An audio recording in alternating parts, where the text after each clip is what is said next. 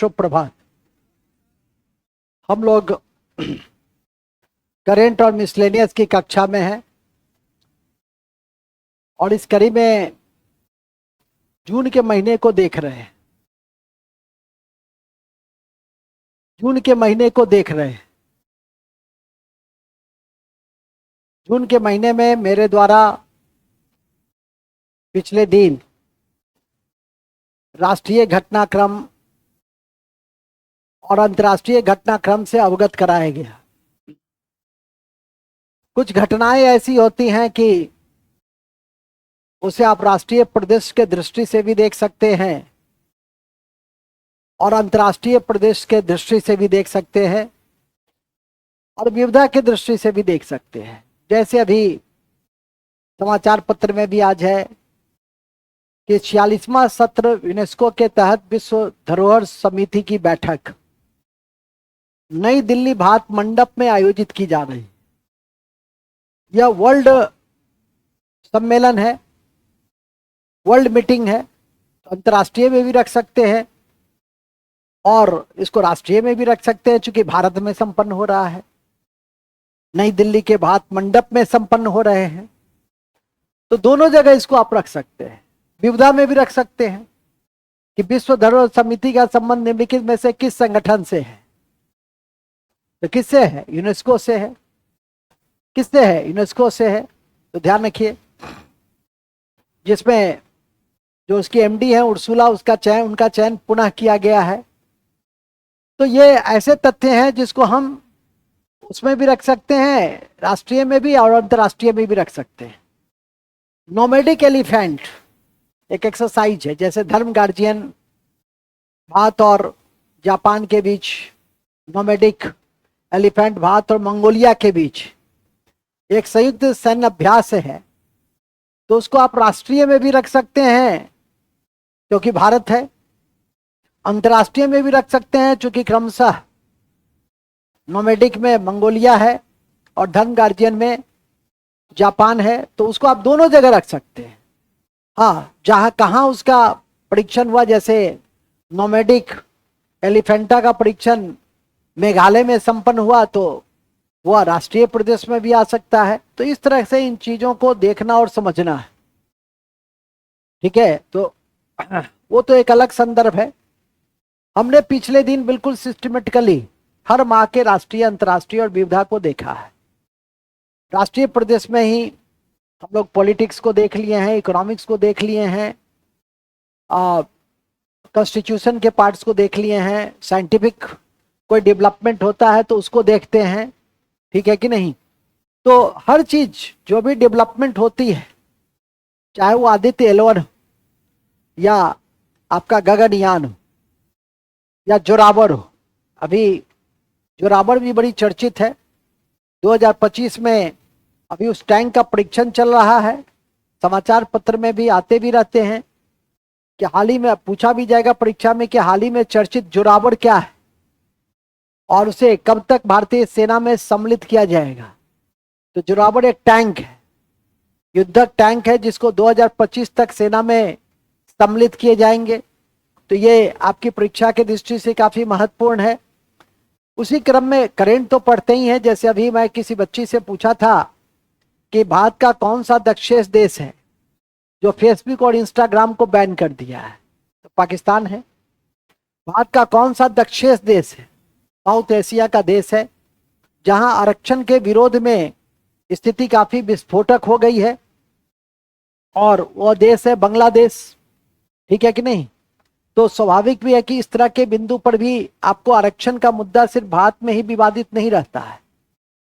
अभी देखा होगा कि कर्नाटक में स्थानीय व्यक्तियों के लिए 75% आरक्षण की घोषणा की गई।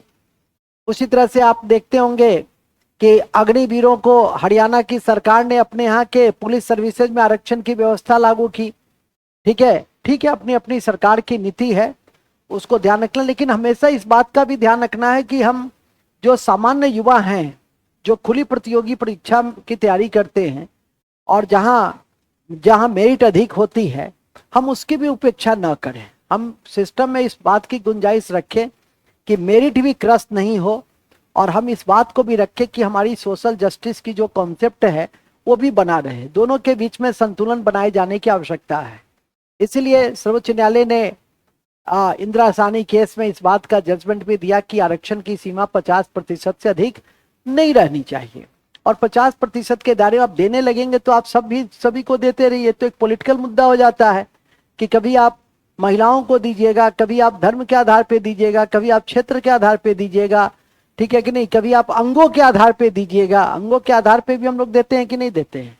यदि फिजिकल डिसेबिलिटी रहती है, दिव्यांग जिसको हम लोग कहते हैं, उसको भी आरक्षण देते हैं, ठीक है कि नहीं। पिछड़े वर्गों को आरक्षण देते हैं। अभी आपको मैं एक दिन एग्जाम्पल भी दे रहा था कि एक EWS नकली बनाकर DPO बन गए और वो सत्यनिष्ठा का परिचय नहीं दिया और कई करोड़ के मामले में फंस गए और बर्खास्त होने की कगार पे। अभी एक IAS अधिकारी की भी काफी चर्चा है, पूजा खंडेकर की, जो नकली सर्टिफिकेट्स EWS पिछड़ा वर्ग जो भी होता है उस सर्टिफिकेट के आधार पे वो उनका चयन हो जाती है। अपना सारा ID BD सब चीज को चेंज कर लिया। तो UPSC को कल भी इस बात की परिचर्चा मेरे साथ कुछ बड़े अधिकारी कर रहे थे, ठीक है कि नहीं, कि इस तरह कैसी व्यवस्था बनाई जाए कि हम इस तरह के प्रवृत्तियों को रोक सकें, ठीक है कि नहीं। अभी BPSC के चेयरमैन साहब भी इस बात की जानकारी दे रहे थे कि हम इतने फुल प्रूफ व्यवस्था बनाए हैं और फिर भी 75 मुन्ना भाई धरे गए। 75 मुन्ना भाई नहीं धरा गया। 75 मुन्ना भाई यदि ये मुन्ना भाई को नियुक्त करता है, इसका भी कैरियर गया। पहला तो यह है कि आजीवन प्रतिबंध, और दूसरा है क्रिमिनल एक्टिविटी में आप जाइएगा, ठीक है कि नहीं, वो तो जाएगा ही। तो दोनों का कैरियर समाप्त। और साथ में परिवार का जो कैरियर है, परिवार का कैरियर क्या होता है? परिवार का कैरियर तो पुत्र और पुत्री का डेवलपमेंट है। यदि पुत्र और पुत्री जेल के सलाखों के पीछे रहेंगे तो माता पिता पे क्या बीतेगी, इस बात की भी आप अभी कल्पना कर सकते हैं। इसलिए हमेशा मैं आप लोगों को कहता हूं कि ज्ञान तो समय पर हो ही जाता है यदि आप पढ़ते हैं, लेकिन सत्यनिष्ठा का पालन अवश्य कीजिए। किसी भी ऐसे धंधों में लिप्त न हो जाए कि कोई आपको कह दे कि आना मैं तुम्हारा करा दूंगा, ये पैसा तुम दे देना तो हो जाएगा। ये सब चक्कर में कभी मत पड़िए, ठीक है कि नहीं। वो पैसा भी जाएगा, समय भी जाएगा, कैरियर भी जाएगा। अभी देखे होंगे कि नीट में कई माँ बाप और बच्चे जो मेरिटोरियस बच्चे थे, लेकिन थोड़े से लाभ के लिए कि आ जाओ, हो गया है काम तमाम हो गया, बस तुमको उस पर वहां जाकर रंग देना है। क्या बढ़िया तैयारी कर रहा था, कोचिंग वगैरह में मार्गदर्शन ले ही रहा था, आज नहीं तो अरे एक बार नहीं होगा, 2 बार में होगा, 3 बार में होगा। इसमें क्या सोचना है, जब लगे हुए हो तो होगा ही। यदि ऑनेस्टली लगे हुए हो तो तुम अपनी क्षमता को पहचान लो, उसके आधार पे। तुम्हारी क्षमता कमजोर है, कहोगे सर IAS 4 बार दिए नहीं हुआ है, जीवन में नहीं होगा। पहले अपनी क्षमता को पहचानो, उस अनुसार पहले तैयारी करो, इसके बाद ना, ठीक है कि नहीं। 4 बार IAS देने से नहीं ना होगा, उसके अनुसार पहले आप अपने आप को ढालो। पहले एक जो बेस है उसको बना लो, तब देखो होता है कि नहीं होता है। लड़का सिंपल ग्रेजुएट रहता है, IAS में होता है कि नहीं होता है, सिंपल ग्रेजुएट रहता है, बहुत ऊंची डिग्री भी नहीं रखता है, लेकिन बेस उसके बहुत अच्छे होते हैं, ठीक है कि नहीं। तो स्वाभाविक है परसेप्शन पावर उसके बहुत डेवलप होते हैं, किसी भी बिंदु की एनालिसिस करने की क्षमता उसके पास बहुत अच्छी होती है। तो स्वाभाविक है कि ऐसे छात्र आगे बढ़ेंगे। मूल में आ जाइए। तो मैं अभी चर्चा कर रहा था कि ये सब आपके करंट से जुड़े हुए इश्यूज होते हैं। अभी थोड़ी देर पहले मैं बिहार के विशेष संदर्भ में ही बताया कि बिहार में तीसरा सेंट्रल यूनिवर्सिटी का गठन हो रहा है। और सेंट्रल यूनिवर्सिटी का गठन कहाँ हो रहा है? देखो, सो रहा है। हम इधर सेंट्रल यूनिवर्सिटी का गठन कर रहे हैं, वो सो रहा है। जाग जाओ जाग जाओ जाग जाओ, कोई बात नहीं है।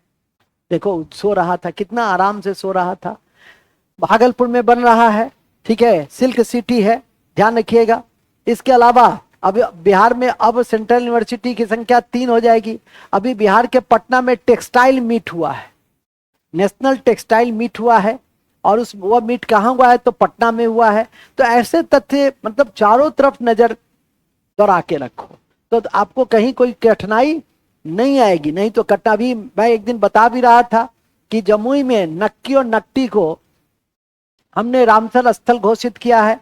ये बिहार के किस जिले में है? तो जमुई में है। अभी मैं किसी से पूछा भी था कि बिहार में दूसरा चिड़ियाघर रानीबंध चिड़ियाघर अररिया, ठीक है, अररिया में घोषित किया गया है, वो आपके लिए इंपॉर्टेंट है। बिहार SSC के दृष्टि से बिहार में बगहा में और 30वां राजस्व जिला घोषित किया गया है, वो आपकी परीक्षा के दृष्टि से महत्वपूर्ण है।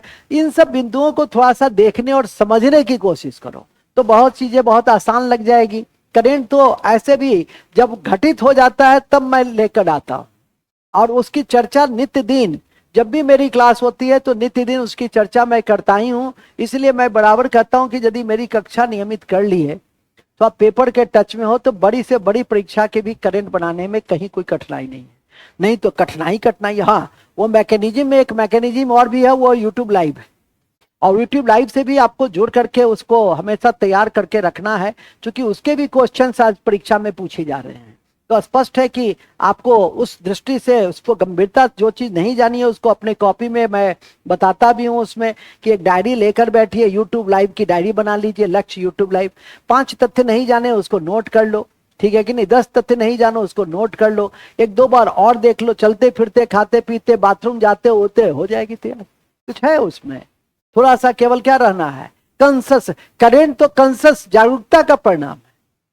जैसे हिस्ट्री, ज्योग्राफी, इकोनॉमिक्स में पढ़ते वो जागरूकता से नहीं होता, उसके पढ़ना पड़ता है। लेकिन करंट क्या है, थोड़ा सा आंख का नाक खोल कर रखोगे, चीजों को समझने की क्षमता विकसित हो जाएगी कि इस तरह के तथ्य परीक्षा में पूछे जा सकते हैं करंट से यार। अब बहुत आसानी से करंट मिसलेनियस जो परीक्षा का 10-20% भाग होता है तैयार हो जाता है। नहीं तो वो कभी कभी आपके लिए बहुत खतरनाक हो जाता है। तो शुरुआत करते हैं, लिखते हैं विविधा में। सबसे पहले देखिए विविधा, जून महीने का विविधा, जून महीने का विविधा लिखेंगे। सबसे पहला है, अति महत्वपूर्ण है कि जून महीने का विविधा में हम लोग हैं, अति महत्वपूर्ण है कि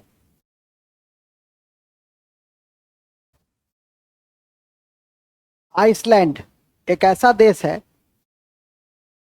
आइसलैंड एक ऐसा देश है जहां, आइसलैंड एक ऐसा देश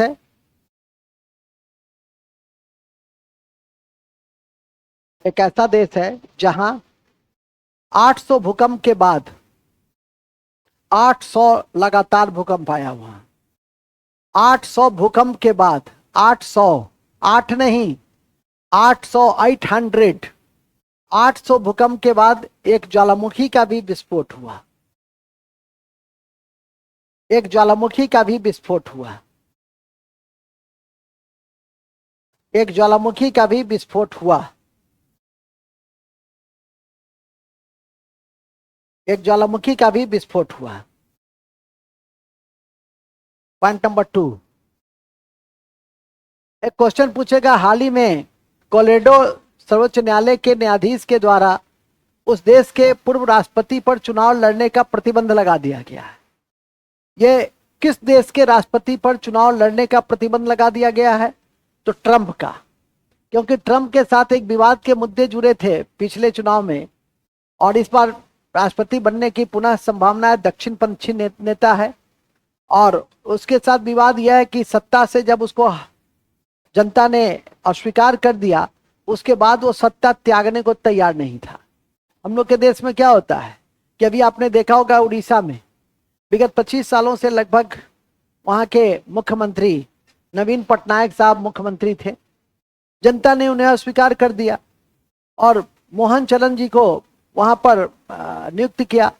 राज्यपाल ने मोहन चरण जी की नियुक्ति की, और देखे होंगे उस सेमिनार में, उस सम्मेलन स्थल पर नवीन पटनायक कितने सादगी और गरिमा के साथ गए और सबको प्रणाम किया और उस सम्मेलन में शिरकत की है। ठीक है कि नहीं? जब जनता ने स्वीकार कर दिया तो गरिमापूर्ण उन्होंने आचरण किया। ये बातें सभी लोगों को, जो प्रबुद्ध लोग हैं, जो लोकतंत्र के हितैषी हैं, उनको अच्छा लगा, स्ट्राइक किया ये चीजें।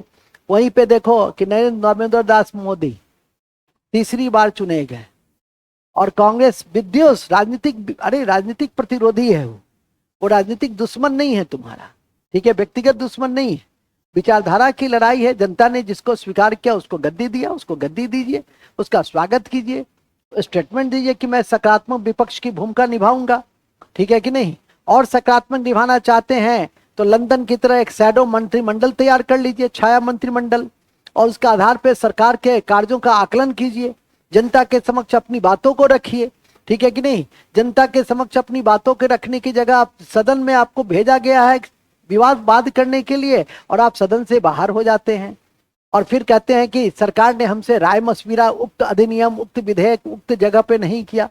अरे आप तो समय समय पर बाहर ही रहते हैं। अभी पिछले साल नहीं, इसी साल का मामला है कि 41 कांग्रेस के एमपी को निलंबित कर दिया गया। टीएमसी के 16 सांसद को निलंबित कर दिया गया। विभिन्न सारे ऐसे दल थे जो सरकार को सुनना नहीं चाहते थे और अनुशासनहीन आचरण कर रहे थे, तो उन्हें क्या किया गया, अंत में बाध्य होकर उन्हें निलंबन कर दिया जाता है। और ये भी आपके लिए करंट बन जाता है, ये भी आपके लिए क्या हो जाता है, करंट बन जाता है। तो इन सब चीजों पे भी नजर रखिए, ठीक है कि नहीं। खैर मूल में आ जाइए। अभी हम जिस बिंदु को देख रहे थे वो था आइसलैंड, आइसलैंड देख लिए ना। चलिए दूसरा लिखिएगा, 33वां व्यास सम्मान। 33वां व्यास सम्मान, 33वां व्यास सम्मान पुष्पा, पुष्पा, अरे तुम्हारा नाम नहीं है पुष्पा, पुष्पा भारती को दिया गया, पुष्पा भारती को दिया गया, पुष्पा भारती को दिया गया। किसको दिया गया, को दिया गया। सविता पुनिया का संबंध हॉकी से है। सविता पुनिया और हार्दिक सिंह, सविता पुनिया और हार्दिक सिंह का संबंध, हार्दिक सिंह का संबंध हॉकी से है, हॉकी से है। किससे है, हॉकी से है। अक्सर आप 4 खिलाड़ी दे देता है आपकी परीक्षा में, मैं भी देता हूं शाम में, और 4 खेल दे देता है और कहता है चुनिए। सविता पुनिया, यदि याद रहेगा तो हॉकी, भारतीय महिला हॉकी टीम की संभवतः कप्तान भी है। हमारा क्रिकेट टीम का कप्तान हार्दिक की जगह सूर्या है, हमको बताने की जरूरत नहीं। ऐसे ही सबको याद हो गया कि रोहित शर्मा को रिप्लेस करके श्रीलंका वनडे में भारतीय क्रिकेट के कोच गौतम गंभीर ने अगंभीर आचरण अपनाते हुए सूर्य कुमार यादव को कप्तान घोषित किया। मूल बिंदु पे आ जाइए। मूल बिंदु यह है कि जैसा कि मैंने अभी आपसे कहा कि ये सब विविधा में आ जाती है। ये सब किस में आ जाता है, ये सब विविधा में आ जाता है। और यदि कोई पुरस्कार वगैरह मिलता है तो वो तो है ही। तो जितने भी चर्चित खिलाड़ी हों, पुरस्कार मिला हो, किसी कारण से चर्चा हो, प्रधानमंत्री उनकी चर्चा करे, ठीक है कि नहीं, कई बड़े स्तर पे उनकी चर्चा हो, तो वो सब आपके लिए बहुत महत्वपूर्ण हो जाते। केवल तुम इतना भी याद करके रख लो कि इस खिलाड़ी का संबंध किससे है, किस खेल से है। जैसे वैशाली राम बाबू ग्रैंड मास्टर है शतरंज का, तो उसका संबंध किससे होगा, तो वैशाली राम बाबू का संबंध शतरंज से है। तो लिख दो, वैशाली राम बाबू का संबंध शतरंज से है। वैशाली राम बाबू, वैशाली राम बाबू ये महिला शतरंज खिलाड़ी हैं। वैशाली राम बाबू, ठीक है, वैशाली राम बाबू ये तीसरी महिला ग्रैंड मास्टर है। तीसरी महिला ग्रैंड मास्टर है। तीसरी महिला ग्रैंड मास्टर है। आप कहेंगे कि सर पहली दूसरी कौन थी, पहली थी कोनोरू हम्पी और दूसरी थी हरिका। तो पहली थी कौन, तो वो लिख लो, पहली महिला ग्रैंड मास्टर पॉइंट करके, पहली महिला ग्रैंड मास्टर, पहली महिला ग्रैंड मास्टर कोनोरू हम्पी थी। कोनोरू हम्पी थी, कोनोरू हम्पी थी, कोनोरू हम्पी थी। कौन थी, हाँ जी। नेक्स्ट, अति महत्वपूर्ण है कि भारतीय नौसेना दिवस, सिंधु दुर्ग फोर्ट। अति महत्वपूर्ण है कि भारतीय नौसेना दिवस, सिंधु दुर्ग फोर्ट, सिंधु दुर्ग फोर्ट महाराष्ट्र में मनाया गया। सिंधु दुर्ग फोर्ट,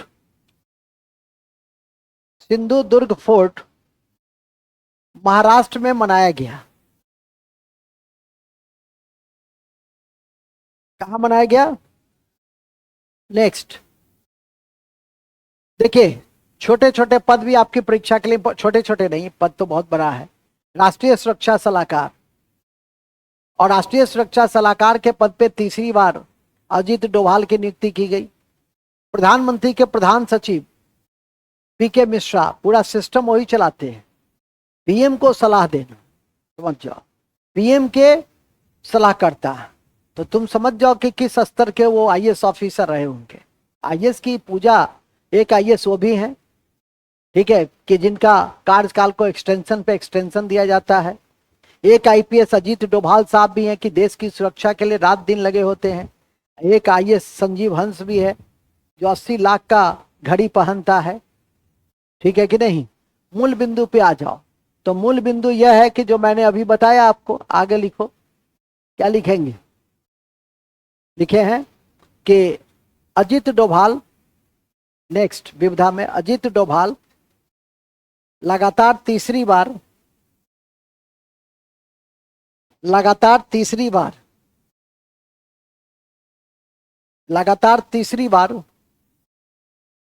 राष्ट्रीय सुरक्षा सलाहकार नियुक्त किए गए। राष्ट्रीय सुरक्षा सलाहकार नियुक्त किए गए। राष्ट्रीय सुरक्षा सलाहकार नियुक्त किए गए।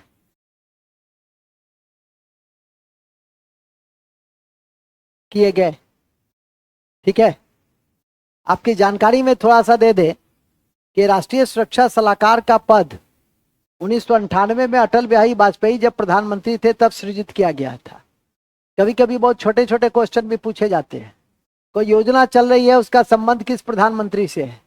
इसलिए मैं जब भी संविधान पढ़ाता हूं तो मैं कहता हूं कि सूची आप लिखिए, उसका कार्यकाल लिखिए और उसको नजर पे रखिए, क्योंकि कभी भी किसी योजना का संबंध उस प्रधानमंत्री या उस राष्ट्रपति से जोड़कर पूछेगा और आप मेरी बातों को गंभीरता से नहीं लेंगे तो पश्चाताप की अग्नि में फिर जलने लगिएगा, ठीक है कि नहीं। कि काश मास्टर साहब का बात मान लेते तो कितना अच्छा होता, पॉइंट एक नंबर से नहीं छूटता, ठीक है कि नहीं। और हर बिंदु पर फाइट होती, हर क्वेश्चन पे फाइट होता है। नीचे के स्तर पे नहीं, जब ऊपर के स्तर पे आप रहिएगा तो एक एक क्वेश्चन पे हजार हजार लड़के का मेरिट लिस्ट रहता है। तो इसीलिए आप ऐसी गलती तो कदापि न करें और ध्यान रखने का प्रयास करें। इसी कड़ी में जैसा कि मैंने अभी आपसे बताया कि अजीत डोभाल साहब को तीसरी बार 1998 में यह पद को सृजित किया गया वाजपेयी जी के समय में, और पहले राष्ट्रीय सुरक्षा सलाहकार ब्रजेश मिश्रा थे। याद रखेंगे, हर चीजें लिखाई नहीं जाती है, कुछ बातें दिमाग में रखी जाती है, ठीक है कि नहीं। और इसी कड़ी में हमने अभी आपको बताया कि प्रधानमंत्री के प्रधान सचिव पीके मिश्रा साहब हैं, उनको भी याद रखिए, तो लिखेंगे प्रधानमंत्री के प्रधान सचिव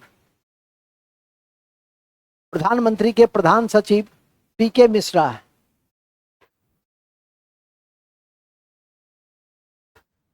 प्रधानमंत्री के प्रधान सचिव पीके मिश्रा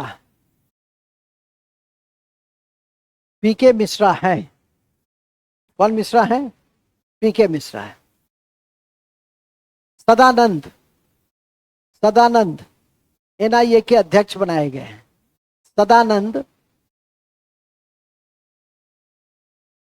सदानंद काफी चर्चित फिगर रहे हैं, मुंबई बम हमले में उनकी बड़ी भूमिका रही, उन्हें एनआईए का अध्यक्ष बनाया गया है। एनआईए नेशनल इन्वेस्टिगेशन एजेंसी के अध्यक्ष बनाए गए हैं। एनआईए के अध्यक्ष बनाए गए हैं।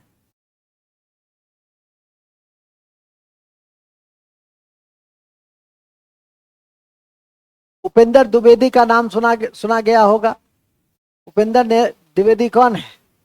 देश के भारतीय जनता पार्टी के अध्यक्ष हैं। हाँ, हमको लगा कर भारतीय जनता पार्टी के अध्यक्ष हैं, ठीक है कि नहीं। खड़ा हो तुम।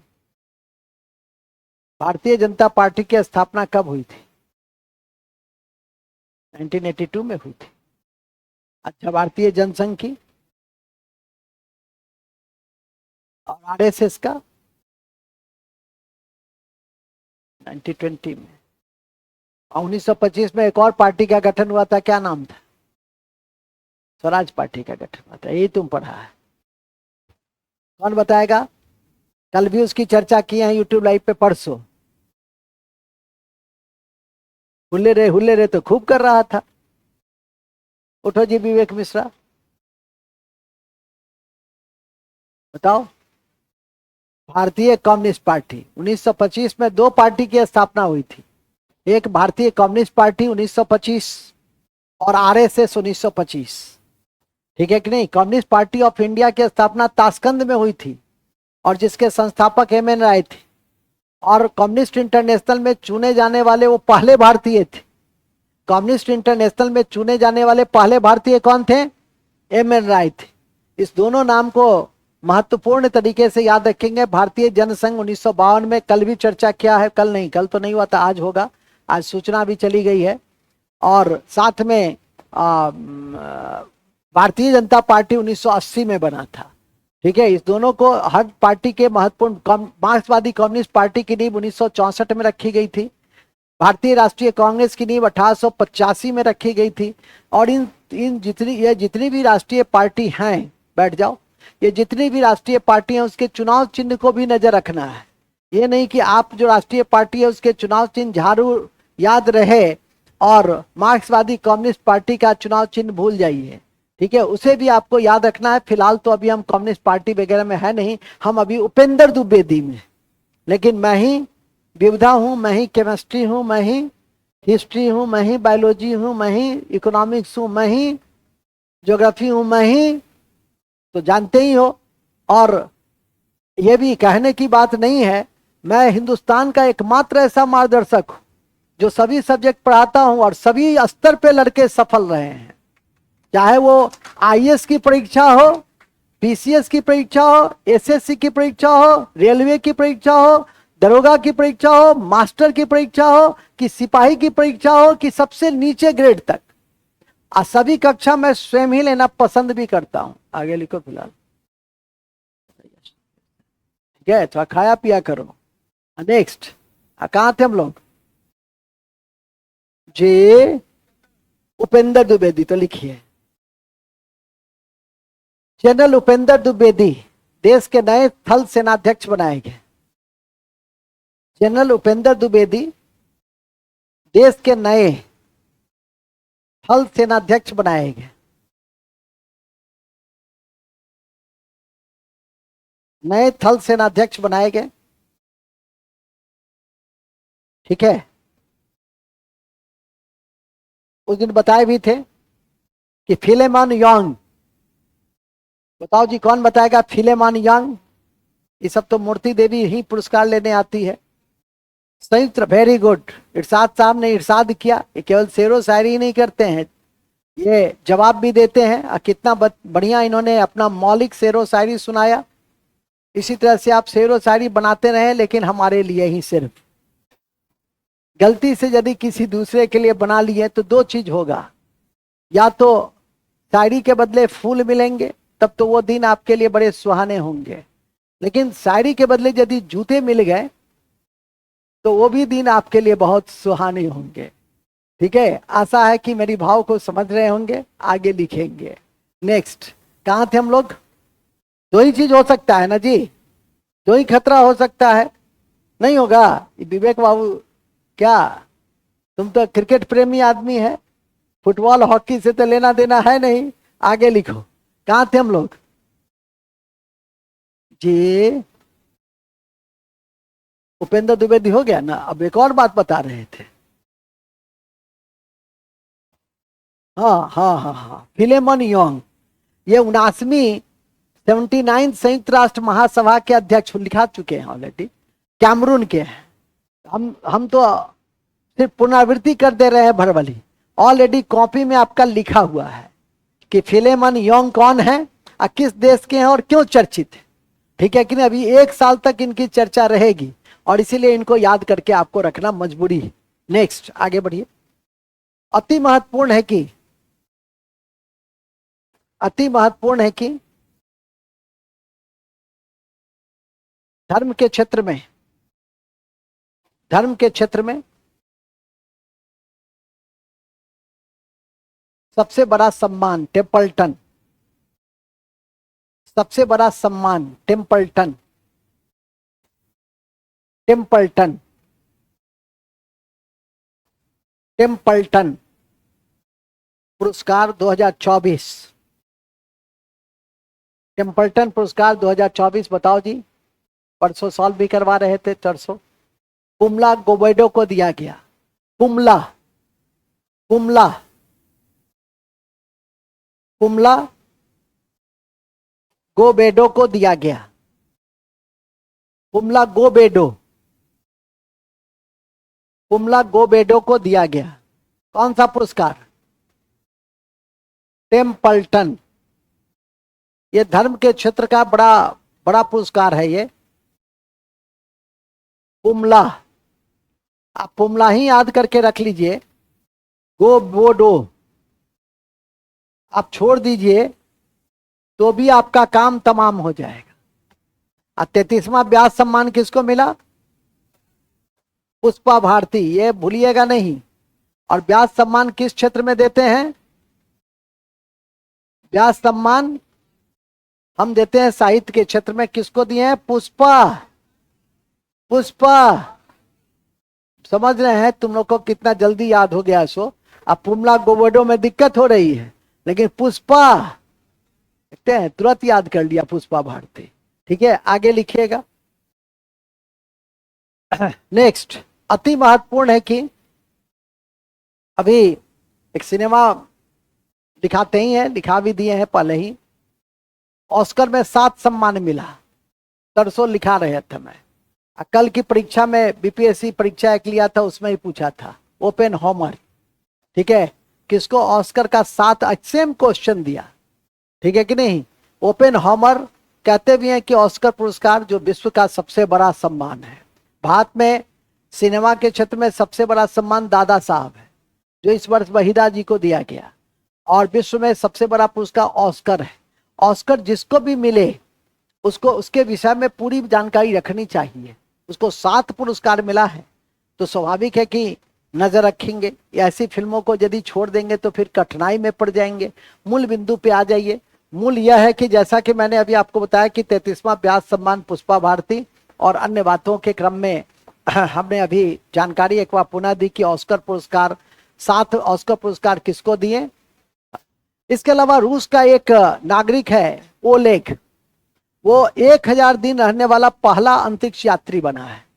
वो 1000 दिन रहने वाला 1000 दिन अंतरिक्ष में रहने वाला पहला यात्री बना। कहाँ का है? रूस का है। और ये सब बात मैं पूर्व में ही आपको जानकारी पहले दे दिया हूं। ठीक है, लिखा भी दिया हूं, जानकारी भी दे दिया हूं। और क्वेश्चन आए सेशन में जो आत्म कक्षा है, आत्म मूल्यांकन की कक्षा 9 बजे के आसपास, वो आपको मैंने उसके माध्यम से भी मैं पहुंचा दिया। अब आप नहीं करेंगे, सोए रहेंगे, तब उसका तो कोई अंत है नहीं। तो लिखिएगा रूस के ओलेग, रूस के ओलेग, रूस के ओलेग, रूस के ओलेग अंतरिक्ष में 1000 दिन रहने वाले, अंतरिक्ष में 1000 दिन रहने वाले पहले अंतरिक्ष यात्री बने, पहले अंतरिक्ष यात्री बने।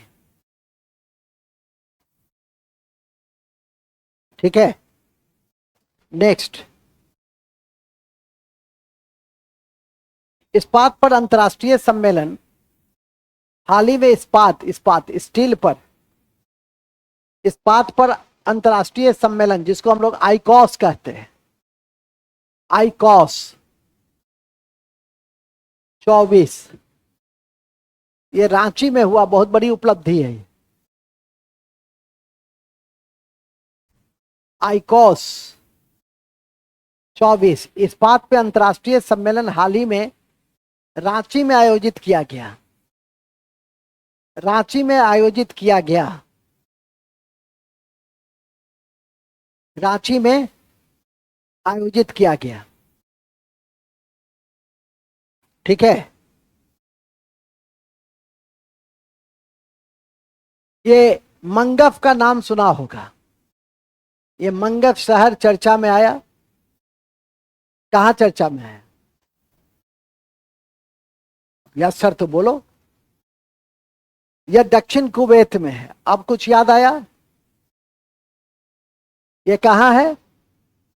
दक्षिण कुवैत में है। अब कुछ याद आया?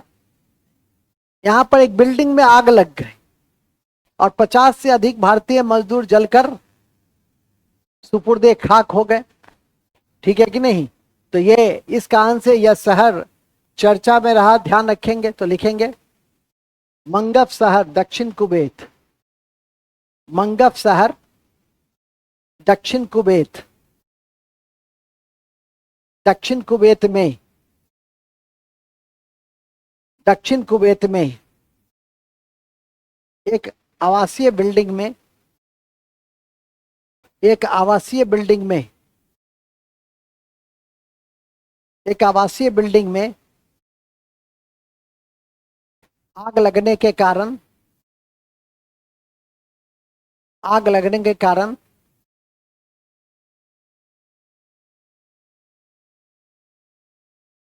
50 से अधिक भारतीय की मृत्यु हो गई। भारतीय श्रमिक की मृत्यु हो गई।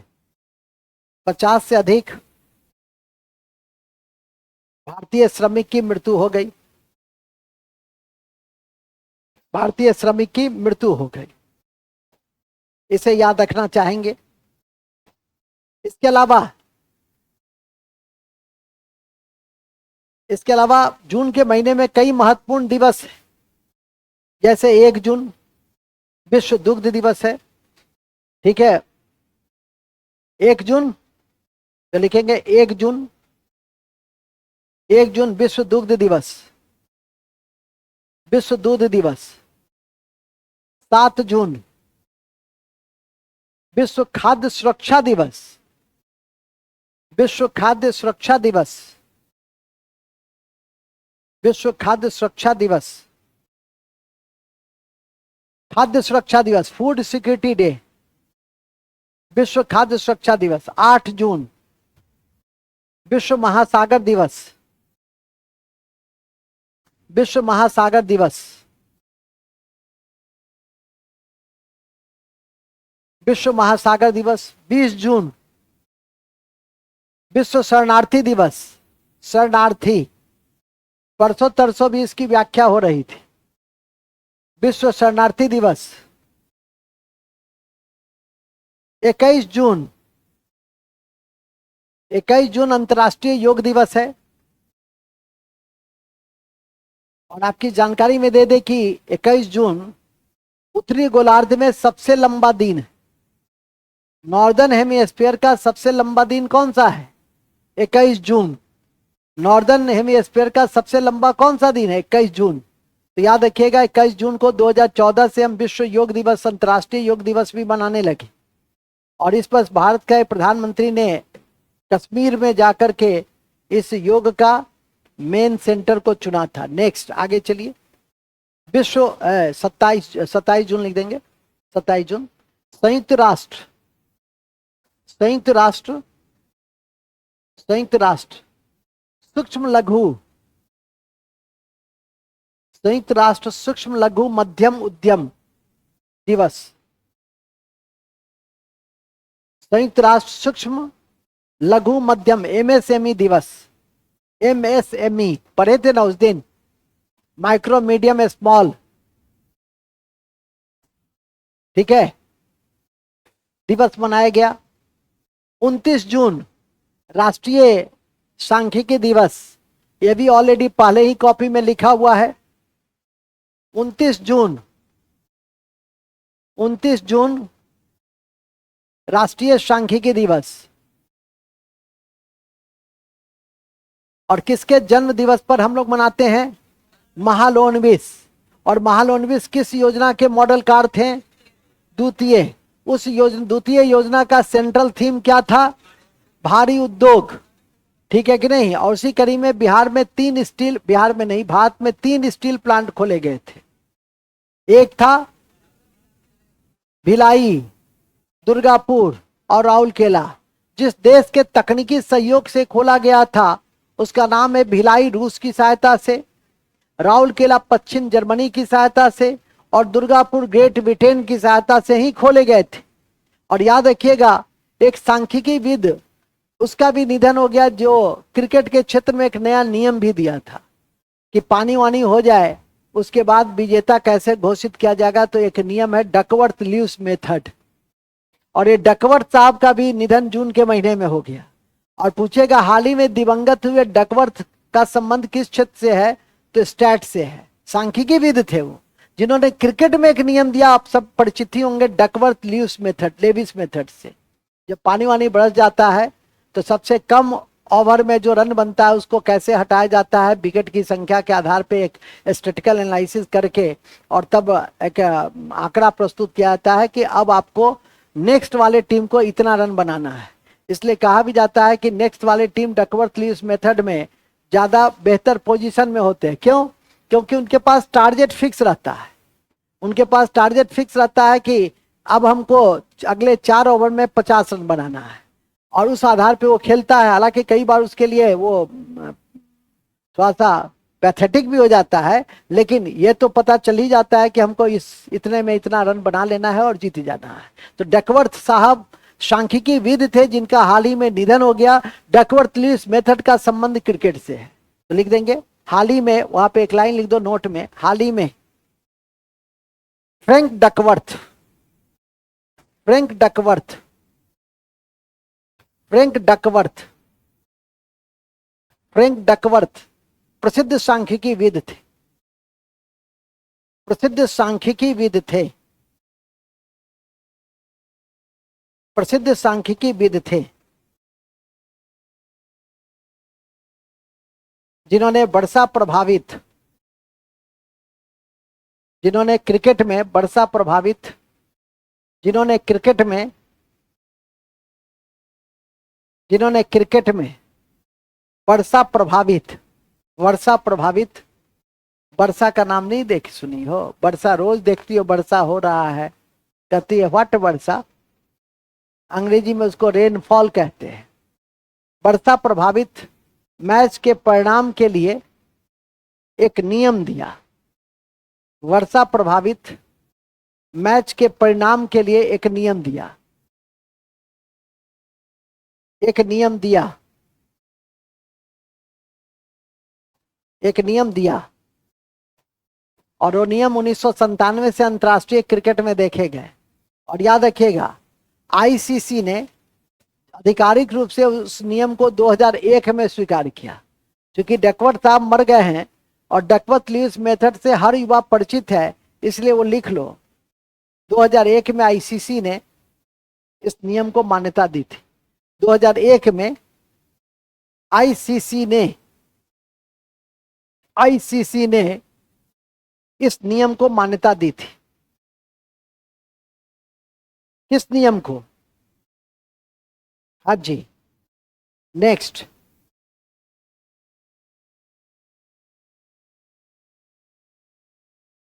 ध्यान रखें, फुटबॉल से संबंधित सुनील छेत्री ने, फुटबॉल से संबंधित सुनील छेत्री ने, सुनील छेत्री ने संन्यास ले लिया। और राष्ट्रीय फुटबॉल टीम के कप्तान भी रहे हैं सुनील छेत्री। जैसे तेंदुलकर को लोग जानता है क्रिकेट में, उस तरह से फुटबॉल में सुनील छेत्री को याद रखने का प्रयास करता है। जैसे क्रिकेट में डॉन ब्रैडमैन को याद रखते हैं, उसी तरह से फुटबॉल में पेले को याद रखा जाता है, जो ब्राजील के थे। ठीक है कि नहीं? पेले का संबंध किस खेल से है? और जब वो अपने पिक पे थे तो ब्राजील के राष्ट्रपति बनने का उनको ऑफर दिया गया था। ठीक है कि नहीं? आगे लिखिएगा नेक्स्ट। ध्यान रखें, T20 अंतर्राष्ट्रीय क्रिकेट में, T20 अंतर्राष्ट्रीय क्रिकेट में एस्टोनिया के बल्लेबाज साहिल चौहान ने एस्टोनिया के बल्लेबाज एस्टोनिया के बल्लेबाज साहिल चौहान ने 27 गेंद पर 27 गेंद पर 27 गेंद पर शतक बनाने का रिकॉर्ड कायम किया। शतक बनाने का रिकॉर्ड कायम किया।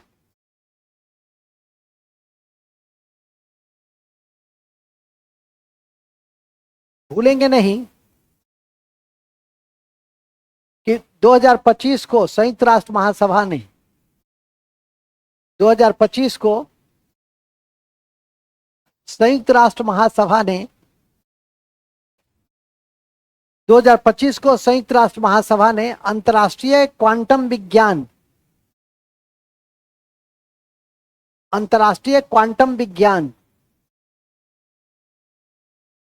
तथा प्रौद्योगिकी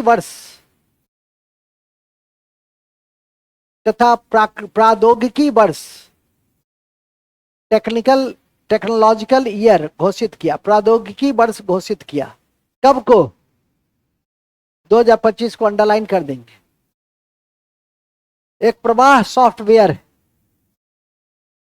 यह प्रवाह सॉफ्टवेयर का संबंध कौन बताएगा किस संगठन से है? यह प्रवाह सॉफ्टवेयर का संबंध किस संगठन से है? यह आपको इसरो से, इंडियन स्पेस रिसर्च ऑर्गेनाइजेशन। ठीक है, लिख दीजिएगा। प्रवाह सॉफ्टवेयर का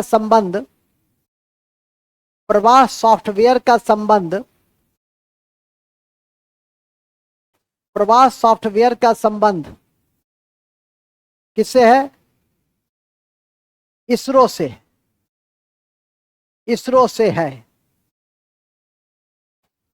से है। टिक लगा दीजिए। लास्ट की कड़ी में हूं। एकीकृत जनरेटर निगरानी प्रणाली, एकीकृत जनरेटर निगरानी प्रणाली, एकीकृत जनरेटर निगरानी प्रणाली का नाम विद्युत रक्षक है। एकीकृत जनरेटर निगरानी प्रणाली का नाम विद्युत रक्षक है, जिसे थल सेना ने लॉन्च किया है। जिसे थल सेना ने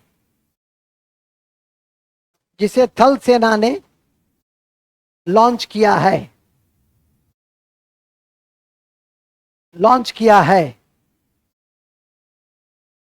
अभी एक देश है फिलीपींस, जिसने आनुवांशिक आधार पर संशोधित गोल्डन राइस बीटी वेगन को प्रतिबंधित कर दिया है। अब ये दोनों काफी चर्चा में आ गए कि गोल्डन राइस में कौन सा विटामिन सबसे अधिक रहता है? Vitamin A. और बीटी वेगन को इन्होंने प्रतिबंधित किया। पहले तो ये लिख लो, बीटी वेगन में बीटी क्या है वो भी याद करके रखना है कि बीटी है बैसिलस थूजेनेसिस। तो लिख देंगे। हाल ही में फिलीपींस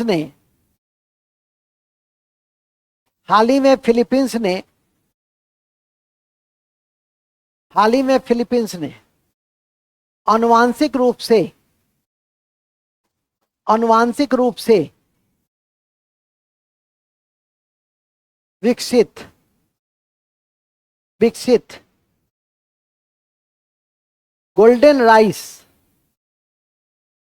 गोल्डन राइस और बीटी वेगन को प्रतिबंधित कर दिया है। बीटी वेगन को प्रतिबंधित कर दिया है। बीटी वेगन को प्रतिबंधित कर दिया है। भूलेंगे नहीं कि गोल्डन राइस में बीटा कैरोटीन, भूलेंगे नहीं कि गोल्डन राइस में beta carotene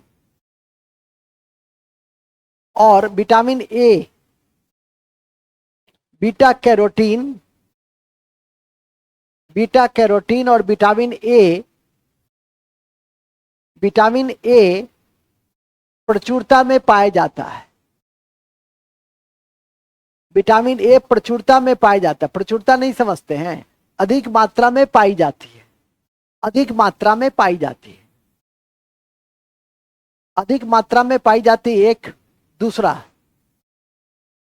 BT cotton, sorry BT बैगन में बीटी का पूरा नाम, बीटी बैगन में बीटी का पूरा नाम वैसिलस थूजेनेसिस,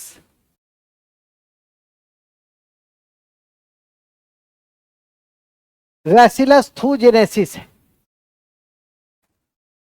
वैसिलस थूजेनेसिस,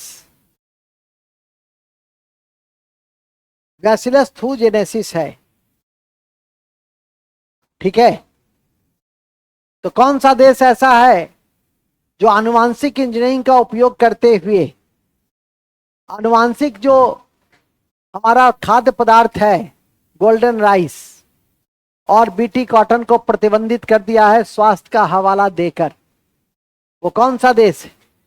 वो है फिलीपींस। और फिलीपींस का मनीला राजधानी है, जहां अंतर्राष्ट्रीय चावल अनुसंधान केंद्र है। राष्ट्रीय चावल अनुसंधान केंद्र कहाँ है? राष्ट्रीय चावल अनुसंधान केंद्र कटक में है। अंतर्राष्ट्रीय चावल अनुसंधान केंद्र कहाँ है? अंतर्राष्ट्रीय चावल अनुसंधान केंद्र मनीला में है, जबकि राष्ट्रीय कटक में है, जबकि राष्ट्रीय कटक में है। ध्यान रखिए, आगे लिखिए। लास्ट अति महत्वपूर्ण है कि, अति महत्वपूर्ण है कि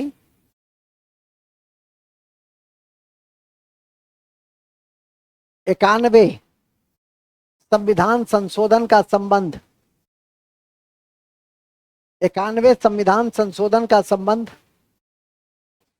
मंत्रिमंडल की संख्या के सीमित करने से अभी चर्चा में पुनः आया था जब सरकार बन रही थी। मंत्रिमंडल के संख्या के सीमित करने से, ठीक है, मंत्रिमंडल के संख्या को सीमित करने से है। सीमित नहीं पढ़ी हो जीवन में कभी? कभी नहीं सुनी हो सीमित? अच्छा अच्छा अच्छा, सीमित कर दी गई। और इसमें कितना कर दी गई है बताओ जी? कुल सीटों की संख्या का 15%। प्रधानमंत्री लगा के कि प्रधानमंत्री हटा के? प्रधानमंत्री लगाकर, राज्य में मुख्यमंत्री को लगाकर, उसी तरह से प्रधानमंत्री को लगाकर। अभी तरसों मैंने, परसों ना, कल की परीक्षा में था वीवीपैट, कि वीवीपैट की शुरुआत बाद में कब से, हालांकि निर्वाचन पढ़ाते हैं तो क्लास में ईवीएम वीवीपैट लिखाते भी हैं, और नागालैंड से इसकी शुरुआत 2013 में हुई। परसों रात में मैं अभ्यास करवा रहा था निर्वाचन प्रणाली, और कल सुबह की परीक्षा में बीपीएससी पूछ रहा था कि वीवीपैट की शुरुआत कब से हुई थी। तो याद रखिएगा, जबकि ये मैं ज्यादा नहीं करा पाया, 35 के करीब में करा पाया, इसका लाइन कट गई थी तो बार बार डिस्टरबेंस हो रहा था। पटना में भी लाइन कट जाती है, दरभंगा में लाइन नहीं कटती है, पटना में भी लाइन कट जाती है। ठीक है कि नहीं? तो आप लोग उतावला मत हो जाइए कि मैसेज देने लगते हैं कि सर नहीं दिखाई दे रहा। अरे तुमसे ज्यादा ना हम चिंतित रहते हैं, ठीक है कि नहीं? जब भी तकनीक के आधार पर पढ़ते हो तो तकनीकी व्यवधान उत्पन्न हो सकता है, स्वाभाविक है। ठीक है, इसलिए इन बातों को ध्यान में करके रखिए। नेक्स्ट, आगे बढ़िए, आगे लिखिएगा। क्या लिखे हैं? हाँ, एक और लिख देंगे, भूलेंगे नहीं। केरल के कोची में, केरल के कोची में, केरल के कोची में general AI conclave, general AI conclave, general AI conclave conclave, conclave का आयोजन किया गया, कॉन्क्लेव का आयोजन किया गया, कॉन्क्लेव का आयोजन किया गया। किसका, किसका किया गया, किसका किया गया? तो इसको ध्यान रखेंगे, एक और लिख देना। भारत और जापान के संयुक्त अभ्यास, भारत और जापान का संयुक्त अभ्यास JIMEX 24, JIMEX 24, JIMEX 24, JIMEX 24 Japan के ओकोसुका में हुआ, जापान का ओकोसुका में हुआ, जापान के ओकोसुका में हुआ। और याद रखिएगा कि यह समुद्री अभ्यास जो भारत और जापान के बीच शुरू हुआ सैन्य अभ्यास, वो 2012 से चल रहे हैं। और इसीलिए आजकल की परीक्षा में पूछा भी जाता है जीमेक्स, ठीक है, किस देश के साथ भारत संयुक्त सैन्य अभ्यास करता है? तो किसके साथ? जापान के साथ। नोमैडिक एलिफेंटा अभी बता रहे थे, तो भी लिख लो। हाल ही में भारत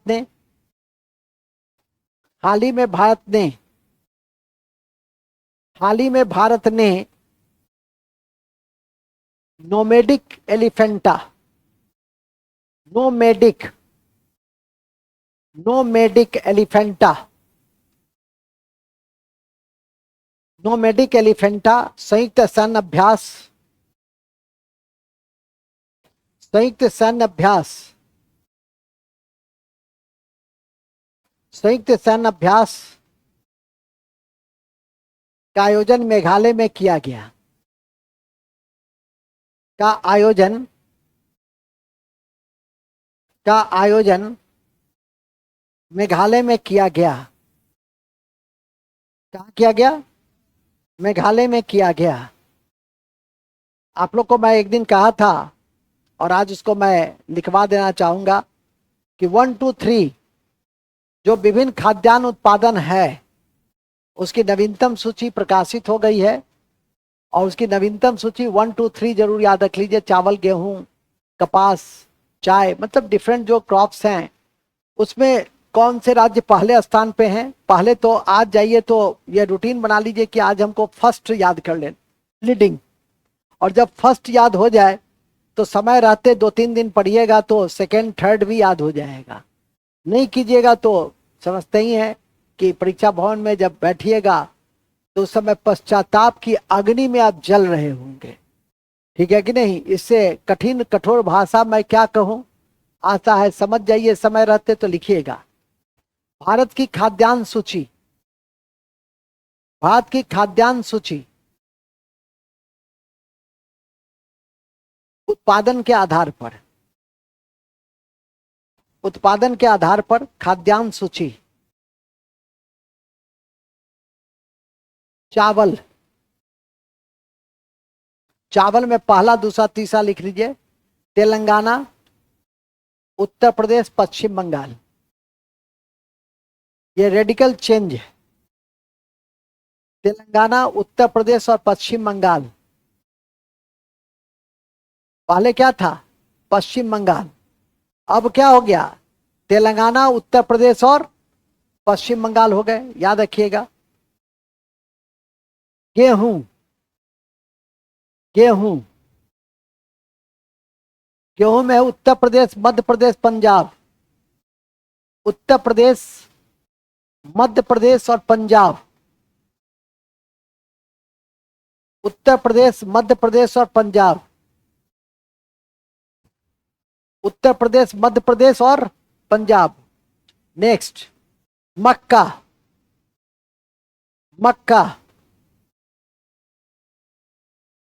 मक्का में कर्नाटक, बिहार और मध्य प्रदेश। कर्नाटक, बिहार और मध्य प्रदेश। कर्नाटक, बिहार और मध्य प्रदेश। तो बिहार का स्थान दूसरा किस में आ गया है? तो ये रेडिकल चेंज है मक्का में, कि मक्का में हम दूसरे स्थान पे पहुंच चुके हैं। ये क्या है ये? और अब हम लोग, पहले हम लोग के यहाँ रबी मक्का होता था, अब हम लोग खरीफ मक्का का भी उत्पादन इस वर्ष से करना शुरू कर दिए। कल भी मैं एक सवाल कुछ बच्चों से पूछ रहा था कि अच्छा बताओ जी, क्लाइमेट चेंज का प्रभाव किस फसल पे नहीं पड़ा या कम पड़ा? तो उसमें जो मोटे अनाज हैं, ठीक है, उन सब पर उसका प्रभाव नहीं पड़ता। प्रभाव किस पे पड़ा है? तो गेहूं पे, चावल पर, इन सब पर प्रभाव पड़ा है, ध्यान रखिए। नेक्स्ट, चौथा, मक्का लिख लिए ना? मक्का क्या लिख दीजिए? ज्वार, ज्वार, ज्वार। महाराष्ट्र, कर्नाटक, उत्तर प्रदेश, महाराष्ट्र, कर्नाटक, उत्तर प्रदेश, महाराष्ट्र, कर्नाटक, उत्तर प्रदेश, महाराष्ट्र, कर्नाटक, उत्तर प्रदेश। बाजरा, बाजरा, बाजरा, बाजरा में राजस्थान, उत्तर प्रदेश और गुजरात, बाजरा में राजस्थान, उत्तर प्रदेश और गुजरात, बाजरा में राजस्थान, उत्तर प्रदेश और गुजरात, ठीक है, याद रखिएगा। लास्ट में हम लोग 5 आज देखेंगे। जौ, जौ लिख लीजिए, जौ, जौ में है राजस्थान, राजस्थान, उत्तर प्रदेश और हरियाणा, राजस्थान, उत्तर प्रदेश और हरियाणा। चना दाल, चना दाल में लिख देंगे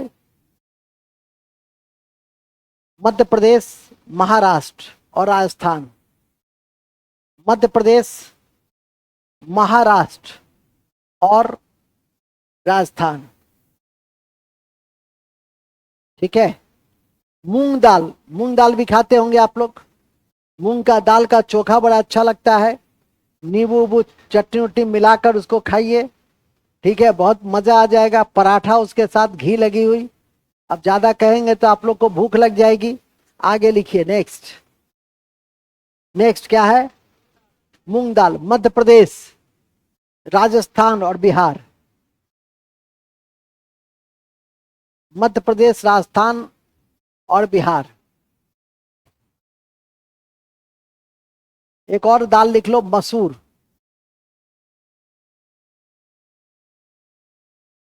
ठीक है। हम लोग क्या पुराना कहावत भी है क्या? ई मुंह आ मसूर का दाल, ई मुंह आ मसूर का दाल लिख दो। अभी नहीं लिखना कि ये मुंह मसूर का दाल। तो मसूर में पहला मध्य प्रदेश, उत्तर प्रदेश, मध्य प्रदेश, उत्तर प्रदेश। तीसरा पश्चिम बंगाल, पश्चिम बंगाल। और चौथा नंबर मैं किसी का नहीं लिखाया हूं, लेकिन इसका लिखाऊंगा। क्यों लिखाऊंगा? क्योंकि बिहार है, क्योंकि क्या है? बिहार है। तो लिख देंगे बिहार, बिहार। आज आप लोग 5 ही याद कीजिए। पहला, पहला कौन सा था? चावल। चावल में पहले स्थान पे कौन है? गेहूं में पहले स्थान पे कौन है? मक्का में पहले स्थान पे कौन है? बाजरा में पहले स्थान पे कौन है? ज्वार में पहले स्थान पे कौन है? आपके जौ में कौन सा पहले स्थान पे है? दाल चना में, आपके मूंग में, मसूर में। ये 4 5 6 जो भी लिखाया हूं, इसको समय रहते याद करके रखिएगा। इन्हीं शब्दों के साथ आज जून महीने का हम लोग राष्ट्रीय प्रदेश को, अंतर्राष्ट्रीय प्रदेश को और विविधा के साथ समाप्त करते हैं। और आशा करते हैं कि निकट भविष्य में आप इसे तैयार करके आइएगा। जब भी टेस्ट होगी, हालांकि टेस्ट तो रोज होती ही है, टेस्ट तो आपको रात में रोज आत्ममूल्यांकन का होता ही है। और आज भी इसमें से कई क्वेश्चंस को मैंने चयन किया है और आशा करता हूं कि इसे आज आप लोग याद करके फिर रात के 9 बजे आप लोग अगरबत्ती सब जला करके बैठ जाइएगा। Take care, thank you very much. 5 minute का ब्रेक उन छात्रों के लिए है जो हिस्ट्री की कक्षा कर रहे हैं। अंतिम क्रम में मध्य आपके सबसे इंपॉर्टेंट